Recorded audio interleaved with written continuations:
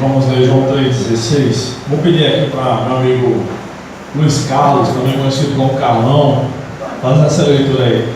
Carlão é um irmão em Cristo lá da igreja e veio fazendo uma escolta aí. E é o maior aluno que eu já tive. Carlão, lê aí pra gente, por favor. Toma. Porque Deus amou tanto o mundo que deu seu Filho único, para que todo aquele que crê nele não pereça, mas tenha a vida eterna. Amém. Bem, meus irmãos, nós temos alguns minutos para conversar sobre um tema tão abrangente que é a doutrina da salvação, como a gente costuma chamar. Nós vamos ver da perspectiva arminiana, a doutrina da salvação. Tá? Eu preparei algum material, com certeza não vai dar tempo de ver tudo, mas vamos nos deter aos principais pontos. E eu vou fazer de tudo eu quero falar o mínimo possível para dar a oportunidade para os irmãos fazerem suas colocações e perguntas, tá bom? Então vamos combinar um negócio. Eu vou falar e aí vocês anotem aí suas perguntas e aí no final vocês fazem as perguntas. E não vai ter pergunta que vai sair daqui sem resposta, não. Ah, quando eu não souber, eu digo, eu não sei. Bom, mas não sai sem resposta, né? E a resposta não sai. Bem, então veja só. O nome arminianismo vem por conta de Jacó Armínio. Jacó Armínio foi um teólogo do século XVI, né? Ele nasceu em outubro, 10 de outubro de 1560. Tudo está sendo gravado, vocês podem ver depois. Morreu em 19 de outubro de 1609. Tá? Então ele viveu aí quase 50 anos, né? Mais ou menos isso. Nessa época, naquela época, as pessoas não costumavam viver muito mais do que isso. Ele estudou teologia com o sucessor de João Calvino em Genebra. Realmente ele chegou a estudar. Ele era mais jovem que Calvino, então ele estudou com um sucessor de Calvino chamado Teodoro Beza. E em alguns dos escritos, Armínio chegou até mesmo a recomendar os escritos de Calvino. E eu também recomendo, eu tenho alguns livros em casa e é importante que a gente leia de todas as linhas teológicas. Tá? Nós somos irmãos. Batistas, eu não sou batista, sou nazareno, já fui da igreja pentecostal, somos irmãos. Às vezes, brincando, alguns de nós, né, chamam um outro de primo, alguma coisa assim, mas com muito respeito. Se for com respeito, pode, né? Mas isso não significa que Armínio era calvinista, né? Então, algumas pessoas dizem, Armínio era calvinista, nem Calvino era arminiano, enfim, tá? Então, na verdade, o arminianismo é uma interpretação bíblica com base nas ideias que o Armínio defendia, mas não é que vem a partir de Armínio, mas é com base no texto bíblico que concorda com Armínio, tá bom? Muito bem. Então, existe uma coisa na questão da salvação que os teólogos chamam de ordem da salvação. A ordem da salvação é a sequência das etapas que os crentes recebem na hora da salvação. Tá? Então nós somos salvos, somos santificados, seremos glorificados, fomos justificados. E aí os calvinistas e os arminianos já começam a divergir nisso aí. Então eu estou chamando aqui de sequência da salvação. Tá? Então no calvinismo eles acreditam. Eu vou ter que fazer algumas comparações aqui a colar. Essa palestra não tem o intuito de refutar o calvinismo, mas de explicar o arminianismo. Mas aqui a colar eu vou ter que fazer algumas comparações. Tá? Então, no calvinismo, eles acreditam que os 6 pontos da ordem da salvação, da sequência, são os seguintes: regeneração. Então, Deus regenera a pessoa, faz a pessoa nascer de novo. Em seguida, ela crê. O pecador crê, tem fé, ou seja, é a conversão.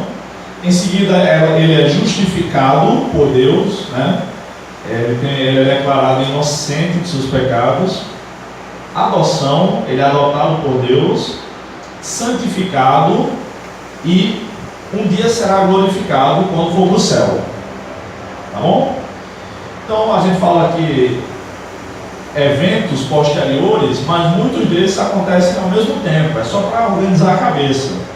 Na hora que Jesus nos salvou dos nossos pecados, nós fomos regenerados, fomos justificados, adotados e santificados. Foi tudo na mesma hora. A gente não sabia o que estava acontecendo. Talvez alguns nem saibam ainda hoje, mas aconteceu. Tá? Então a diferença entre o calvinismo e o arminianismo nessa sequência é no primeiro ponto apenas, o primeiro e o segundo, né? Para o calvinismo, Deus primeiro regenera a pessoa, porque ela está morta e eles acham que morto não pode fazer nada. Eu vou mostrar para vocês que morto pode fazer coisa assim, porque é uma metáfora, não é literal. Quem de vocês antes de ser crente morava numa lápide no cemitério? Algum aqui? Eu não. Ninguém. Então a palavra morte significa separação. Quando Paulo, por exemplo, fala lá em Efésios 2 que nós estávamos mortos em nossos delitos e pecados, não é que a gente estava sem respirar, sem comer, sem beber, é que a gente estava longe de Deus. A gente não tinha vida espiritual, mas vida literalmente a gente tinha. Tá? Então no calvinismo eles dizem o seguinte, que como o homem sem Cristo está morto, ele não pode fazer nada, inclusive ele não pode crer, porque morto não faz nada. Sim, o morto literalmente não faz nada, mas é uma figura de linguagem, tá? Até mesmo o grande pregador batista, calvinista, né, Spurgeon chegou a dizer o seguinte, que esse morto pode ser ilustrado na vida de Lázaro, o morto espiritualmente, porque como Lázaro estava morto, nós estávamos mortos antes de Cristo. Não. Eu me lembro do que aconteceu antes de eu me converter. Aliás, morto também não peca, né? Mas a gente pecava bastante. Então o morto peca, o morto ama, o morto espiritualmente.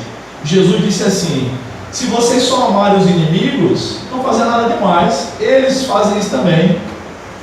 Só amarem os amigos, aliás, né? Eles também fazem isso. Vocês têm que amar até os inimigos. Então morto ama, morto peca, e morto pode até fazer algumas coisas que agradam a Deus. Um morto espiritualmente, isto é, um incrédulo, alguém que não foi salvo por Cristo, pode ser um bom pai. Pode ou não pode? Pode. Inclusive eu conheço muito crente que é péssimo pai. Davi, o rei Davi, foi um péssimo pai. Vocês lembram que Aminon estuprou a filha dele, como era o nome dela? Tamar, dentro do palácio. Davi não fez nada. 2 anos depois, Absalão, que era irmão de Tamar, irmão de pai e mãe, matou seu irmão só por parte de pai, Aminon. Depois queria matar o pai. O camarada estuprou a irmã dentro do palácio. Davi não deu uma surra nele, não deu um carão, não chamou nem para conversar. O cara era um guerreiro fora de casa, mas dentro era um homem frouxo. Do mesmo jeito, tem muita gente assim na igreja também, infelizmente. Então o morto pode ser um bom pai, pode ser um bom cidadão, pode dar esmolas e Deus receber aquelas esmolas como se fosse uma oferta. Cornélio fez isso. Cornélio não era salvo, ou seja, ele era morto espiritualmente, tá? Então morto espiritualmente é quem não é salvo. Vivo espiritualmente é quem é salvo. Cornélio não era salvo, logo era morto espiritualmente. Então esse negócio que morto não faz nada é mentira, porque a Bíblia está falando da morte como uma figura de linguagem, é uma metáfora, é como se estivesse morto, e a palavra morte significa separação. Antes de Cristo estávamos separados de Deus, agora não, agora estamos unidos a Deus. No arminianismo, a sequência da salvação é a seguinte. Eu vou deixar esse material com o pastor, tá bom? Aí quem quiser copia, deixa para ti.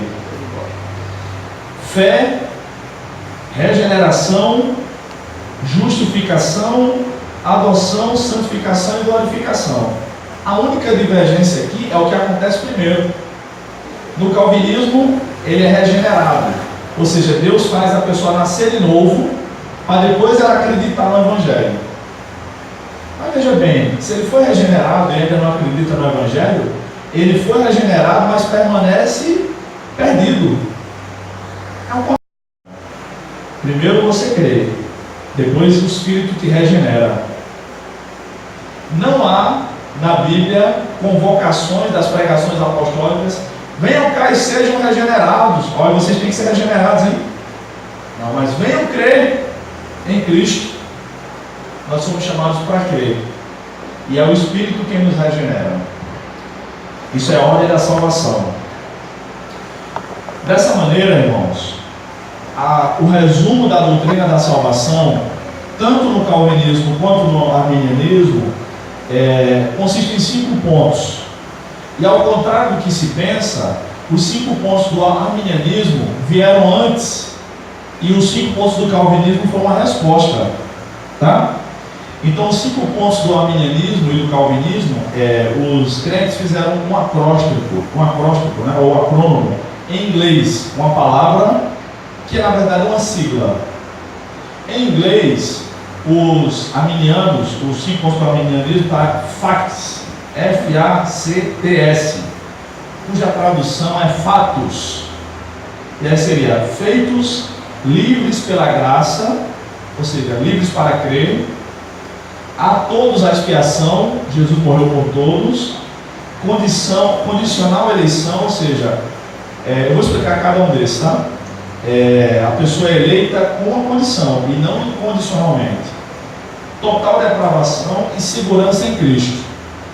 No calvinismo, eles chamam de tulip, cuja tradução é tulipa, aquela planta bonitinha, né? E aí eu vou já falar com a tradução melhorada: depravação total, eleição incondicional, ou seja, Deus escolhe quem vai para o céu, quem vai para o inferno, cabra não faz nada, Deus escolheu já antes da gente nascer. Jesus só morreu por aqueles que ele iria salvar e não por todos.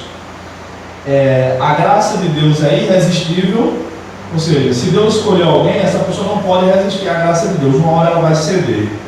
E aquele que é salvo, ele não perde a salvação. Vamos lá. Os arminianos originalmente não acreditam no livre-arbítrio. Pode até parecer surpresa para vocês, mas é assim. Na verdade, Arminio ensinava que o livre-arbítrio, como estão chamando hoje, né, o teólogo estão chamando hoje, o livre-arbítrio foi restaurado. Ou a vontade foi libertada por Deus. Porque primeiro, irmãos, Deus vem em nosso favor. Não é o homem que dá o primeiro passo para Deus, é Deus que veio em nosso favor, tá? Nós somos totalmente dependentes da graça divina. Então o quadro que muita gente tem pintado por aí sobre o arminianismo é que os arminianos não creem na soberania de Deus. Isso não é verdade. Nós acreditamos sim que Deus é soberano. A gente só não acredita que Deus determinou todas as coisas, mas que Ele decretou algumas e outras Ele nos deixa escolher. Porque dizer que Deus decretou todas as coisas significa que dizer que Deus decretou o pecado. E aí não dá. Aí seria uma sabotagem, autossabotagem divina. O Deus que diz, de Gênesis a Apocalipse, não peque, teria nos programado para pecar. Não, eu não acredito nisso. Nem a Bíblia ensina isso. Tá bom? Então nós acreditamos sim que Deus é soberano. Inclusive, Ele é tão soberano e tão livre que nos deu liberdade e mesmo assim nós o adoramos. Me diga uma coisa: alguém aqui já assistiu aquele filme Eu, Robô? Aquele filme antigo de Will Smith? O pastor já assistiu, o irmão também. É uma ficção que se passa no futuro, com Will Smith, uma atriz lá que eu não lembro o nome. E as casas, o pessoal compra uns robôs para servir de empregado doméstico, né? Aí o robô faz um monte de coisa, acende luz, cozinha, se não me engano, faz um monte de coisa. Quando chega em determinado momento, eles todos se rebelam e começam a querer matar os donos. Porque eles foram programados para isso. Daqui a 2 anos, não importa a casa que você tiver, ele vai já identificar o dono e ele vai matar o dono. Beleza. O filme lá, não vou contar o final, mas digamos que esses robôs tivessem matado os donos. A culpa seria dos robôs ou da empresa que programou eles? Digam aí. Empresa. Mas foi o robô que matou, não foi a empresa não. Mesmo assim, vocês acham que a culpa era da empresa? Da empresa. Seria isso o pecado culpa de Deus e não nós. Se ele tivesse decretado que a gente pecaria, ele teria nos programado para pecar, teria dito uma coisa no ouvido, não peque, e por dentro o nosso programa interno, né, o nosso software, nossa alma viria maculada para pecar por vontade divina. Isso aí eu não acredito não, tá bom? Isso é uma total desarmonia com o ser de Deus, que é santo, que é justo, que é verdadeiro. Ele não mente, ele não pode falhar, não pode mentir, enfim. Então, irmãos, os 5 pontos do arminianismo são esses. Nós somos feitos livres para crer, livres pela graça. Deus, o Espírito Santo está convencendo todo mundo do pecado, da justiça e do juízo. Aqueles que querem, recebem o presente de Deus. Aqueles que não querem, rejeitam. Jesus morreu por todos e não apenas por algum grupo. Cada um deu, né? Deus deu seu único Filho para que todo aquele que nele crê não morra, mas viva eternamente. Como é que acontece a eleição, a escolha divina? É de maneira condicionada à fé. Quem crê, a eleição é por meio da fé. Então quem crê é eleito. Quem não crê é rejeitado.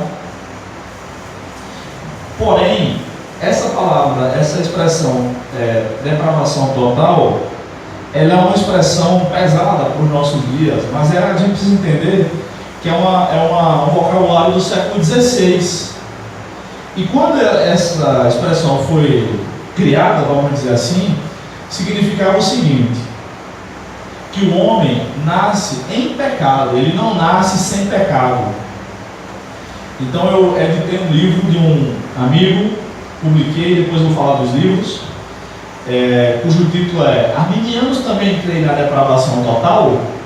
Sim. Sim, infelizmente esse livro está esgotado. Vou fazer outro pedido, é do meu amigo Lucas Martins, lá de João Pessoa. E ele prova por A mais B, com base nos escritos de Armínio e dos arminianos, que os arminianos sempre acreditaram nisso. Nós nascemos em pecado.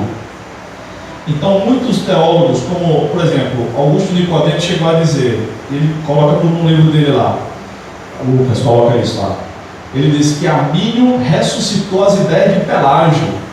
Em seguida ele bota o trecho de próprio Armínio falando, né, que rejeita totalmente a ideia de Pelágio, que o homem nasce em pecado. Então os calvinistas estão fazendo fake news em relação aos arminianos. Essa expressão, né, de notícias falsas ficou tão popular aí durante as eleições. E esse livro é muito interessante por causa disso, porque mostra que nós acreditamos que não nascemos sem pecado. Não, nós nascemos em pecado. Sim, e por isso precisamos de Cristo. E a segurança em Cristo. Esse ponto é muito discutível, né? Sobretudo no meio batista. Eu não quero me prolongar, porque muitos batistas, a maioria, acredita que a salvação não se perde, tá? Então muitos batistas são chamados de arminianos de 4 pontos. Particularmente eu acredito que a salvação se perde em caso de apostasia. Alguém diz, não, eu não acredito mais que Jesus é Deus, a igreja evangélica está errada, a Bíblia é um livro cheio de erro. Caio Fábio, por exemplo, tá? Ou uma vida sem santidade. Tem alguns irmãos que acham que se você ouvir uma música de Roberto Carlos, você vai para o inferno. Não é isso que eu estou falando. Ou que se você faltar 2 domingos na igreja, está do inferno para dentro.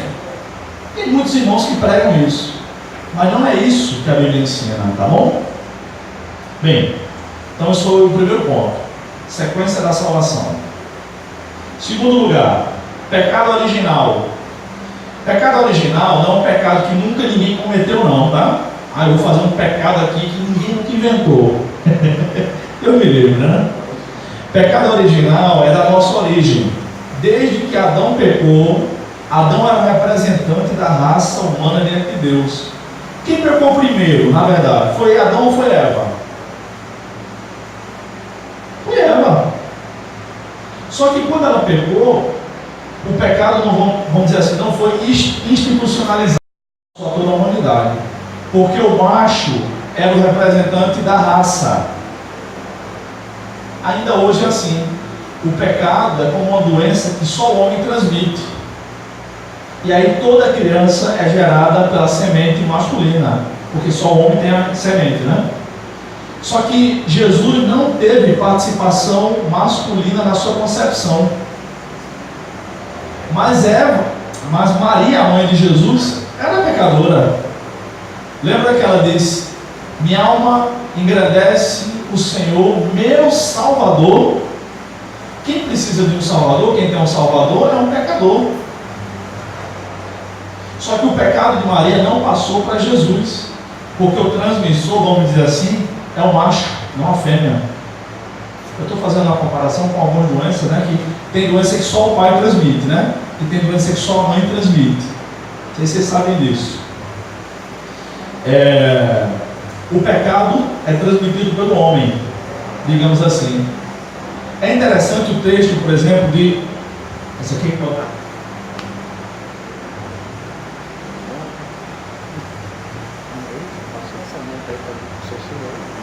Gênesis 3,15. Deus falando com a serpente: vou colocar inimizade entre você e a mulher, entre a sua descendência e a semente da mulher. Esta te ferirá a cabeça, a descendência ou a semente da mulher, e tu, serpente, né? Deus está falando para a serpente, vai ferir o calcanhar do descendente da mulher, da semente da mulher. Irmãos, desde quando a mulher tem semente? Nunca teve. Quem tem semente é o homem. Esse texto só foi completamente compreendido quando Jesus nasceu, ou quando Maria ficou grávida. Por isso que é da semente da mulher. Não faz sentido. Mulher não tem semente. O texto de Gênesis 3,15 já apontava para o nascimento virginal, uma concepção sem a participação masculina. No Salmo 51, verso 5, Davi diz: eu nasci em iniquidade, e em pecado minha mãe me concebeu. Todo mundo nasce assim. Romanos 5,12: portanto, assim como o pecado entrou no mundo por um só homem, Adão,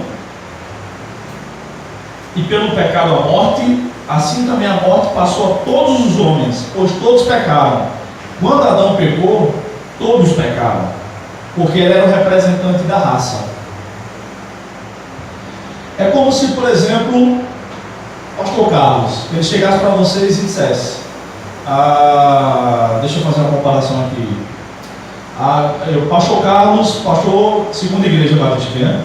Ele é pastor da segunda igreja batista, mas ele é assembleano. A igreja não. Ele agora é da Assembleia de Deus, mas você não. Faz sentido isso? Não. Se o pastor é da Assembleia, a igreja também é.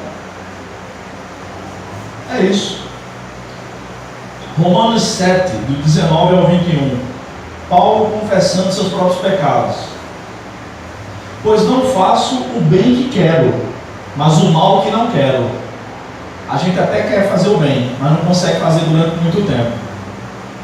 Portanto, se faço o que não quero, já não sou eu que o faz, mas um pecado que habita em mim. Desse modo, descubro esta lei em mim: quando quero fazer o bem, o mal está presente em mim.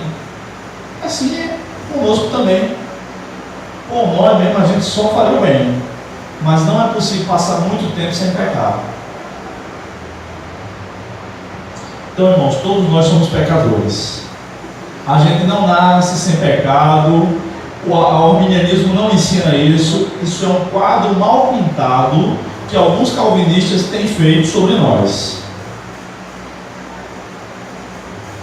Aí quando você pergunta para eles: já leu algum livro de Armínio? Não li e não gostei. Entendi. Tem autoridade para falar, hein? Não li e não gostei. Número 3, graça preveniente. O que é a graça preveniente? Só existe uma graça, que é a graça de Deus. Mas às vezes a teologia cria algumas palavras para tentar nos ajudar a organizar o nosso pensamento. Tá? Então na teologia às vezes se diz graça comum, são os benefícios que Deus dá a todo mundo: chuva, sol, dinheiro, saúde. Tá? Graça especial, salvação, por exemplo. A graça preveniente, esse termo, nós estamos nos referindo ao agir de Deus no nosso coração antes da gente se converter. Ele estava nos convencendo. E o Espírito Santo está trabalhando no coração dos incrédulos, convencendo que eles precisam de Cristo, são pecadores, e aí eles resistem ou não a essa graça. Mas é graça. Tá? De onde vem isso? Vem de várias passagens bíblicas. Eu vou ler algumas. João 1,9.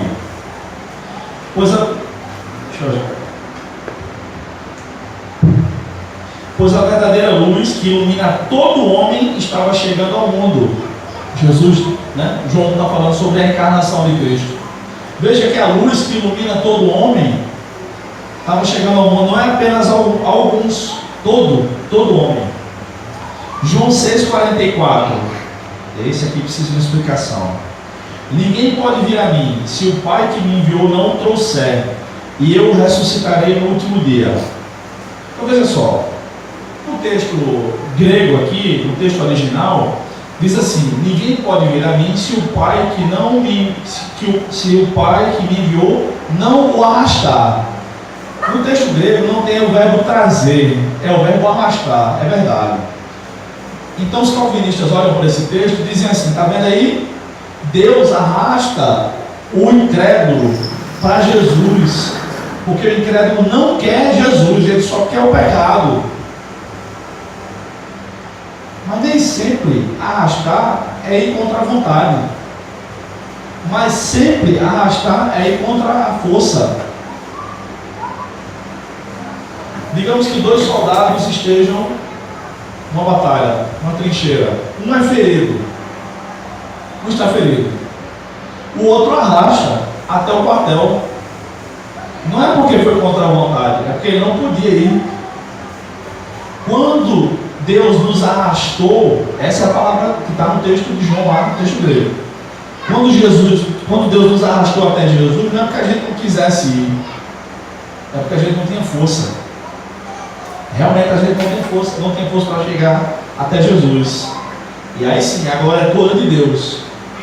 Mas como aquele soldado ferido, a gente queria ir para o quartel para ficar seguro. Você quer ir para o céu? Eu quero. Quando eu era criança, eu morria de medo de ir para o inferno. Tinha novena, só tinha aquelas senhoras e eu. Eu rezava as novenas com minha avó. Catecismo eu fiz. Ia para a missa de vez em quando. Eu morri de medo de ir para o inferno. Hoje eu não tenho mais medo. Hoje eu sei que eu não vou mais.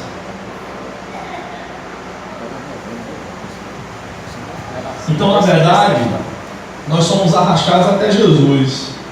Não contra a nossa vontade, mas contra a nossa força. A gente não tem a força. João 12:32. E eu, quando for levantado da terra, atrairei todos a mim. É uma comparação com aquela imagem, aquela serpente que Moisés erigiu no deserto, né? Que foi sendo chamado depois de Neustan, né? Jesus diz em João 3 que assim como Moisés ergueu a serpente no deserto, importa que o Filho do Homem seja levantado também. E aqui ele diz: eu, quando for levantado da terra, atrairei todos a mim. João 16, de 7 a 11, fala desse trabalhar do Espírito Santo mais diretamente. Todavia, digo-vos a verdade, é para o vosso benefício que eu vou. E se eu não for, o Consolador não virá a vós. Mas se eu for, eu enviarei. Quando ele vier, convencerá o mundo do pecado, da justiça e do juízo. Do pecado, convencerá quem? O mundo. Do pecado, porque não crê em mim. Da justiça, porque vou para meu Pai, e não me vereis mais. E do juízo, porque o príncipe deste mundo já está condenado. Então, um dos papéis do Espírito Santo é levar o pecador até Cristo. convencendo por meio da pregação do Evangelho. Enquanto a gente prega, o Espírito Santo vai convencendo que as pessoas são pecadoras e precisam de Jesus. Isso é o que nós chamamos de graça preveniente. E o Espírito está trabalhando no coração de todos os pecadores. Número 4. Vocês vão ver depois no material que tem mais coisa. Se eu falar tudo aqui, a gente não vai ver todos os pontos, tá? Eleição. Eu coloquei predestinação e livre-arbítrio. Toda vez que se fala de eleição, ou toda vez não, a maioria das vezes, as pessoas pensam que a Bíblia está falando sobre céu e inferno. Eu vou dar vários exemplos na Bíblia de pessoas que foram chamadas por Deus para fazer alguma coisa, mas não necessariamente para salvação. Escolhas divinas. Coloquei aqui 11. Deixa eu ver. Por exemplo, Deus escolheu a oferta de Abel, mas não a de Caim. Por quê? O texto bíblico diz: porque Abel deu o que era melhor, o que ele tinha de melhor, e Caim deu qualquer coisa. Por isso que Deus escolheu. Porque Deus não aceita qualquer coisa, Ele só aceita o nosso melhor. Segundo lugar, Deus escolheu Noé e sua família para entrar na arca. Em 2 Pedro 2,5 diz que Noé era pregador da justiça. Enquanto a arca era construída, Noé pregava, mas ninguém se arrependeu. Então Deus só escolheu Noé e sua família. Por quê? Porque só eles se arrependeram. Terceiro, Deus escolheu Abraão para fazer dele um grande povo, por onde viria o Messias. Mas Abraão creu no Senhor. Deus escolheu Abraão para ser, da parte dele, fazer uma grande nação. Não necessariamente para a salvação. Ele creu. A salvação, irmão, não é por escolha divina, é por fé. Se a salvação é pela eleição, logo não é pela fé no sacrifício de Cristo. Mas a salvação é pela fé, que é o que a Bíblia diz explicitamente. Número 4. Deus escolheu a descendência de Jacó, por meio de Judá, para a vinda do Messias ao mundo. Não é isso? Abraão, Isaac e Jacó. Jacó teve 12 filhos homens. Um deles, Judá, foi escolhido por Deus. Poderia ter escolhido qualquer outro. Deus escolheu Moisés para libertar os hebreus. Mas tinha outros hebreus naquela época que poderiam ter sido levantados por Deus. Inclusive, hebreus com menos pecados que Moisés. Lembra que Moisés matou o cabra, né? Tinha muitos ali que nunca tinham matado ninguém. Deus escolheu Moisés. Mas Deus escolheu Moisés porque ele estava no palácio. Não, foi o contrário. Ele foi para o palácio porque Deus escolheu ele. Sexto lugar, Deus escolheu a casa de Davi para a vinda do Messias. A descendência de Jacó, Judá, a descendência da tribo de Judá, Davi, da família de Davi, Jesus. Davi era o mais fiel a Deus ali? Não. Eu já falei como a relação dele com o pai. Deus escolheu Jeremias para ser profeta, não necessariamente para ser salvo, é o que diz a Bíblia. Jeremias 1, 4 e 5 diz assim: a palavra do Senhor veio a mim: antes que eu te formasse no ventre te conheci, e antes que nascesse te consagrei e te designei como profeta das nações. Não está falando de salvação aqui não. Falando que escolheu para ser profeta. Deus escolheu Maria. Isso vai ficar mais claro quando eu falar dos incrédulos, tá? Eu vou falar de incrédulos que Deus escolheu. Deus escolheu Maria para ser a mãe de Salvador. Sim, Maria era uma menina.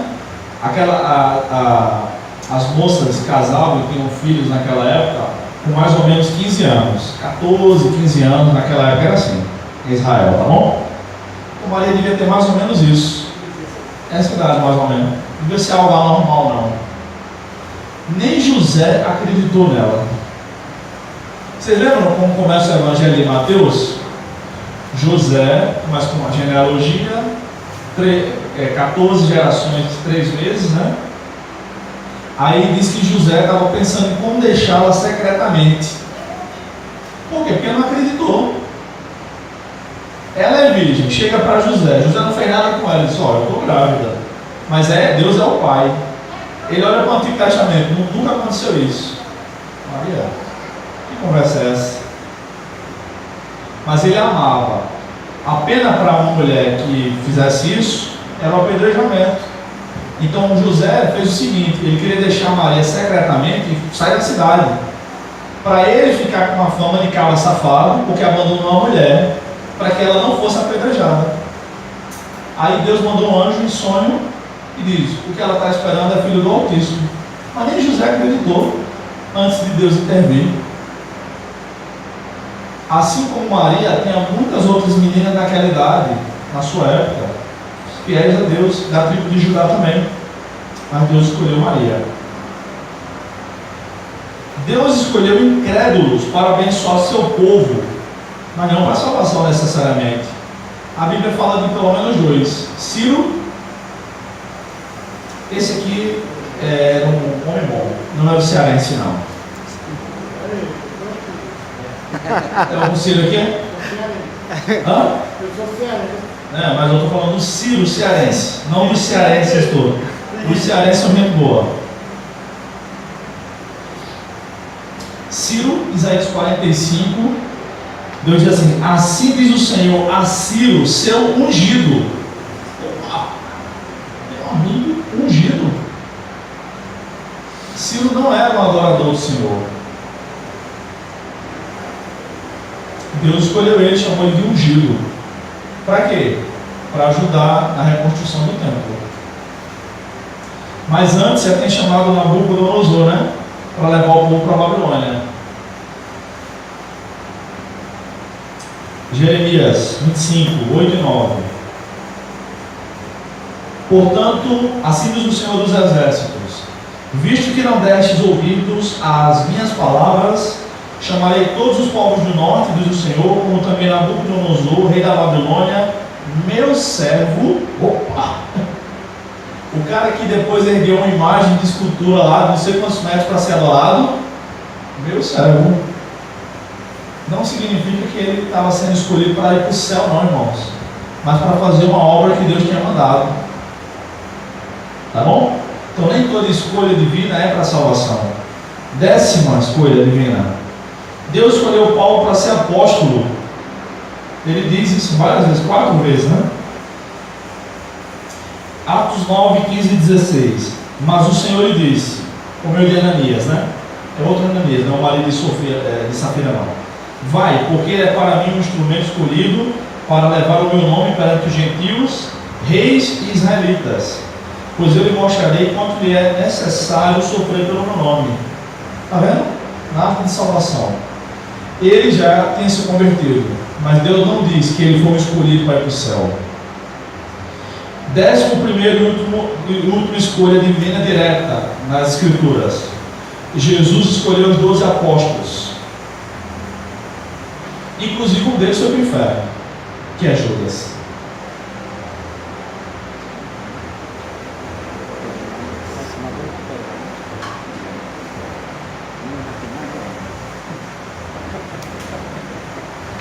Quando Pedro negou Jesus, ele já era um apóstolo, sim? Sim ou não? Sim, irmãos. Se ele tivesse morrido ali naquela hora, para onde ele iria?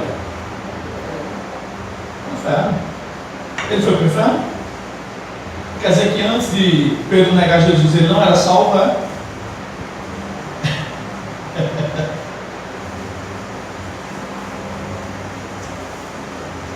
Ele era salvo, mas ele pecou. Se ele morre naquele pecado, ele estaria perdido. No final, irmãos, anota aí, tá? 5º lugar, ordem da salvação. Deixa eu ver aqui. O que é? Eu vou explicar o que significa fé, regeneração, justificação, adoção, santificação e glorificação. Fé. A fé significa crer em Deus de tal modo que a gente passa a viver como Ele ensina na palavra.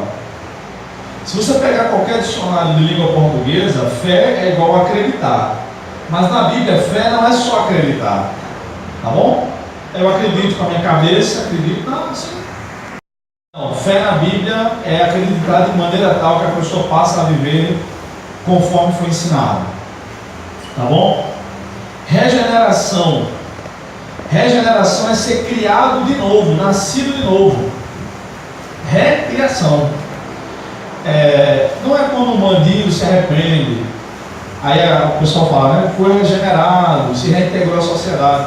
Sim, na sociologia pode ser, mas isso não é o que significa regeneração na Bíblia. Nascer de novo. Nascer de novo não é nascer de novo todo dia, não. Já vi muita gente dizendo assim, nós somos crentes, tem que nascer de novo todo dia. Não, é uma vez só. Deus é quem faz o nosso novo parto. Nós agora somos nova criatura. Tá? O velho Bruno morreu. O velho Carlos morreu.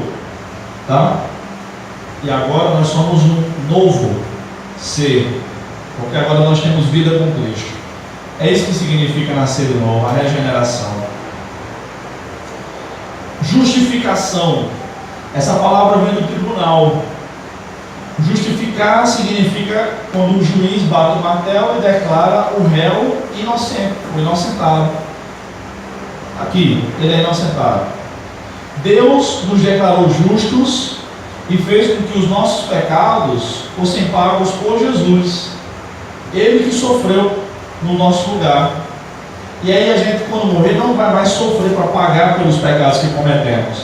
Jesus já sofreu. Então nós somos justificados. Justificar não é explicar. Eu vou justificar um negócio aqui, meu atraso. Eu atrasei por causa de... Não na Bíblia. Justificar significa declarar o réu inocente. Adoção. Adoção é o mais fácil de todos. É como alguns casais que eu conheço, que alguns têm filhos biológicos, outros não, mas eu conheço vários casais que adotam uma criança. Não saiu de dentro deles, mas eles escolheram amar. Quando o Calão leu ali para a gente, João 3,16, diz que Jesus Cristo é o Filho único de Deus, né? Ou o Filho unigênito. Ele é o único daquela espécie. Tá? Então, um filho como Jesus, Deus só tem um, é Jesus. Nós somos filhos de outro tipo, somos filhos por adoção. A gente não precisaria necessariamente ser tornado filho para ir para o céu. Justificado, a gente já ia para o céu. Tá bom? Como servo de Deus. Mas Deus é tão misericordioso e nos amou tanto, que além de perdoar os nossos pecados, Ele nos adotou como filhos. Uma vez eu estava dando aula, um irmão contou uma ilustração, né? Professor, deixa eu contar uma história aqui que não cabe juridicamente, mas ilustra isso aí. Um camarada matou outro rapaz. E ele foi ao tribunal. Só tinha um juiz ali naquela cidade para poder caber essa história, né? E tinha que ser lá o julgamento. A vítima era o filho do juiz. E o juiz tinha que julgar o assassino do seu filho. Ele declarou o assassino do seu filho inocente e ele ainda adotou o assassino como seu filho. Juridicamente isso não pode acontecer, né? Por causa do conflito de interesse, né? O juiz não pode julgar uma causa, só o juiz supremo, né? Não pode, né? Que tenha envolvimento, né? Mas é basicamente isso que Deus fez conosco. Jesus morreu em nosso lugar e Deus ainda nos adotou como filhos. É pouco. Número 5, santificação.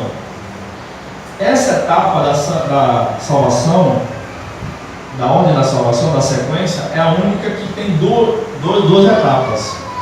Quando Jesus nos salvou, Ele nos declarou santos. Santo não é alguém necessariamente sem pecado. Santo significa separado para Deus. Então Deus nos separou para Ele. O Novo Testamento chama os crentes de santos 42 vezes, sempre no plural. O único santo no singular que é chamado no Novo Testamento é Deus. 1 Pedro, né? Como é santo aquele que vos chamou, sede vós também santos. Não é possível ser santo sozinho, irmãos. Só Deus é santo sozinho. Nós dependemos uns dos outros, congregando, intercedendo, sendo corrigido, sendo instruído. Então nós somos santos e quando congregamos. Eu não estou dizendo só na hora do culto, não. Mas quando o crente abandona a comunhão, eu sou crente em casa. Não tem como. Somos um corpo. E Deus nos santificou e agora Ele mandou que a gente continue buscando a santificação. Por isso eu disse que é em 2 etapas. Então nós somos santos, aliás, nós somos santificados. Podemos chamar isso de santificação passiva, porque Deus foi quem nos santificou. E santificação ativa é aquela que a gente busca. Fugir do pecado, amar o bem, odiar o mal. E a gente deve continuar buscando isso. E por último, a glorificação. Nós seremos glorificados quando estivermos no céu. A Bíblia ensina que que os seres humanos se tornam semelhantes ao que adoram. O Salmo 115:8 diz o seguinte, né? Tornem-se semelhantes a eles todos os que o adoram. Eles quem? Os ídolos. Então quem adora ídolo, tem boca, os ídolos, né? Tem boca, mas não fala, tem ouvido, mas não ouve. Vocês conhecem o Salmo. Como é que um homem que adora ídolo torna assim? Vou dar alguns exemplos bíblicos. Êxodo 32. Quando Moisés desce do monte, Arão tinha feito um bezerro de ouro. Aí ele diz: não, a gente não faz esse bezerro não, Moisés. Que é isso? A gente jogou o ouro no fogo, saiu o bezerro. Assim como o ídolo é irracional, quem adora o ídolo vai se tornando cada vez mais irracional. Quem está longe de Deus, quanto mais longe de Deus é, mais irracional fica. Só vê esse negócio de ideologia de gênero. Não, ninguém nasce homem nem mulher. Eu estou vendo. Dá para ver se é homem ou se é mulher. Dá para ver antes de nascer, inclusive. Irracionalidade. Pessoas longe de Deus tendem a ser irracionais, agir feito animais. Além disso, Moisés disse o seguinte: Deus disse, esse povo se tornou obstinado. Êxodo 32. Ele estava adorando qual animal que ele estava adorando ali? Um bezerro. O boi é um animal obstinado. Não existe boi doméstico. Os cachorros e gato que a gente vive aqui em casa, né? Tartaruga. Olha lá, olha. Mas o boi só faz o que quer.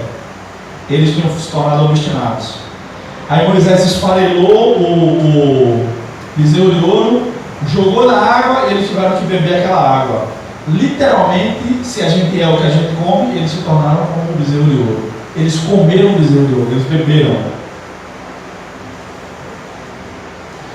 Quem adora ídolos tem ouvidos, mas não ouve a voz do Senhor. Tem boca, mas não glorifica a Deus. Tem mãos, mas não fazem coisas que glorificam a Deus.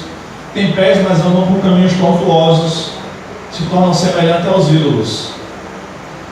E quem adora a Deus se torna mais parecido com Deus, mais misericordioso, mais amável, como Paulo escreveu aos Efésios, né? Efésios 5:1. Sede, pois, imitadores de Deus como filhos amados. Como é que imita Deus?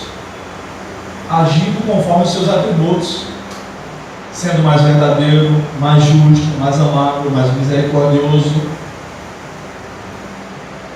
E aí nós estamos sendo transformados na imagem e semelhança de Jesus, até o ponto que João, escrevendo na primeira carta, né, de João, capítulo 3, verso 2: irmãos, ainda não se manifestou o que havemos de ser, mas quando Jesus Cristo se manifestar, seremos semelhantes a Ele. Opa, finalmente! Nós que adoramos a Deus estamos sendo mais transformados na semelhança de Deus. E um dia nós seremos mais semelhantes ao seu Filho Jesus, obediente. Hoje o único Filho que Deus tem total prazer é Jesus. mas um dia Ele vai ter total prazer em nós. Ele vai poder olhar para todos nós no céu e dizer: estes são meus filhos amados, porque Ele vai nos transformar em semelhantes a Jesus. Isso é a glorificação. Este é um resumo, irmãos, da salvação de maneira geral, da perspectiva arminiana. Está tudo aqui na Bíblia, com uma enxurrada, como disse um amigo meu, de referências bíblicas, que depois vocês podem conferir. Tá bom? Então eu vou parar por aqui e vou facultar a palavra para os irmãos fazerem suas colocações. Amém?